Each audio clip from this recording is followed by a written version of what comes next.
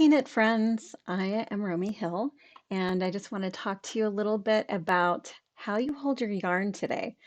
When I was a little kid, my mother taught me how to crochet because I was in a crocheting family, and there were no knitters in my family. So she taught me to crochet at a really young age, and she taught me how to hold the yarn, and it's always held in the left hand. So I crocheted for many, many years until I finally convinced her that she needed to teach me how to knit. And when she taught me how to knit, she taught me to hold my yarn in my right hand. So I never questioned it. Obviously, it was my mother. She was the one who knew how to knit. So I just went along and I held my yarn in my right hand, but my fingers were too small to be able to lever the yarn over like she did with her nice long fingers. And my fingers never actually grew long enough to be able to lever my yarn over. So I was a fairly slow English style knitter. So I would basically have to kind of hold my needles in my left hand and then move the yarn over with my right hand, and it really kind of kept me back from getting the speed that I wanted. So one day I just picked up my knitting, and I had very little yarn left because I love playing yarn chicken. And I just picked it up and I started holding my yarn in my left hand. And I hadn't really thought of it. It was just kind of that muscle memory thing. And I thought, oh my gosh, there's no reason that I should not hold my yarn in my left hand. So I just started experimenting with it, and then I ended up getting pretty fast with it.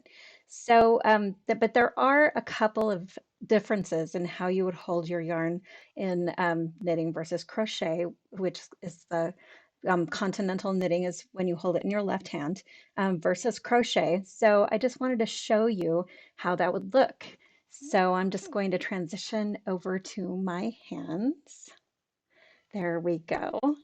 And you're going to start basically both of them. You're just going to start with a slip knot. So let's just do a slip knot. And I'm not going to do a very tight one. So the first thing I like to do when I'm crocheting is I loop my yarn around my pinky finger, and then I weave it in and out of my fingers and then over the top of my left finger here.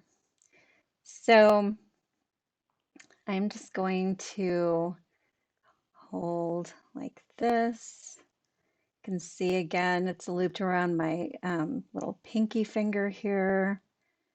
And there we go. Okay, so I'm going to dip under, and then I'm just going to pinch. So when you're crocheting, you need to pinch, not quite the same type of motion that you're going to get when you knit, because you don't have that material hanging from your needles. You only have that one stitch that's going along. So in order to keep my yarn nice and tensioned, but not too tight, I need to pinch. And when I start going back, I'm going to have a little bit more to hold on to. So just going in, I'm going to pull it out and keep pinching. Okay, so one thing I want to call your attention to is if you look at the loop here that's on your crochet hook, if you were looking at this like a knitted stitch, you would see here that if this were a knitted stitch, the right leg would be in the back and the left leg would be in the front. So that is opposite to how we like to mount our stitches in the West. So in the West, if this were knitting, you would want your right leg in front and your left leg in back. So that's something to remember, that the motion with the yarn is slightly different from crocheting to knitting, even though you're going to be holding your yarn the same way. So let me grab my favorite carbons needles here and some yarn, and I'm going to show you how I'm going to hold my yarn in my left hand when I'm knitting. So when I first started doing this, because I was so used to the motion of crochet, I used to knit combination style, which means that on my purl rows, I would wrap the yarn opposite to how we do in the West. And so all of my stitches would be mounted with my right leg in back and my left leg in front. So I learned how to do it the other way so that my right leg would be in front and my left leg would be in back. So for knitting, I'm not going to wrap my yarn around my pinky finger because I'm actually going to be holding on to a needle in my left hand, and that needle makes makes me hold my yarn a little bit tighter. So I don't want to hold it too tight, and I want my stitches to kind of slip and slide up and down my needle. So my my way that I hold yarn when I'm knitting is a little bit closer to the needle than what you often see. You often see people holding it up like this. I find that holding it close to the needle like this really helps relax my hand all the way up into my arm. And if I hold it far away from the needle like that, I will get a cramp in my finger and my wrist. So here is the motion. This is a knitted cast on, and I am using my index finger just to tension the yarn. So hard to see as well how I hold it as I'm casting on, but let me just work a row and you'll see that I actually leave my yarn pretty close to the needle. So here I am. That's about how close to the needle it's going to be as I'm knitting. So as you can see, I do hold my yarn very close to the needle, and my needle here helps me to tension the yarn. And so I don't need to wrap it around my finger at all.